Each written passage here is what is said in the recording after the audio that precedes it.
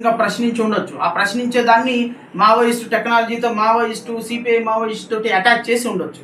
ఏదేమైనప్పటికీ కూడా ఒక జర్నలిస్ట్ని తీవ్రవాదిగా పరిగణించి, ఒక మాట్లాడే తత్వాన్ని తీవ్రవాదిగా పరిగణించి, మరి నేను అంటున్నా, పిఠాపురంలో కేసు పెట్టినప్పుడు ఈ ఎఫ్ఐఆర్ గురించి ఎందుకు బయటకు రాలేదండి? సర్పవరంలో కేసు పెట్టినప్పుడు ఎఫ్ఐఆర్ గురించి ఎందుకు బయటకు రాలేదండి? నిన్న మచిలీపట్నంలో కేసు పెట్టినప్పుడు ఎఫ్ఐఆర్ గురించి ఎందుకు బయట రాలేదండి? నిన్న పైకరావుపేటలో కేసు పెట్టినప్పుడు ఎఫ్ఐఆర్ గురించి ఎందుకు బయట రాలా?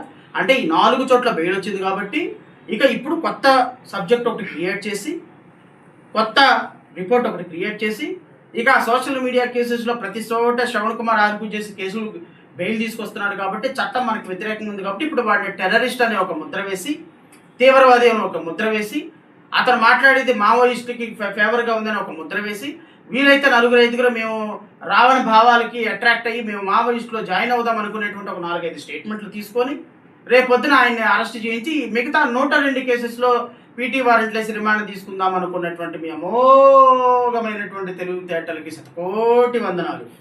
164 సీట్లను చాలా అద్భుతంగా వాడుతున్నారు.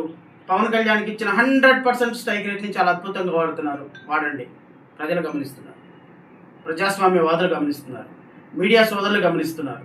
రేపొద్దున ఈ కేసులో రిమాండ్ వచ్చిన తర్వాత మీరు చేయబోయే అప్రజాస్వామిక చర్యల్ని 2029లో ప్రజలు ఏ విధంగా సమాధానం చెప్పాలో చెప్తారు.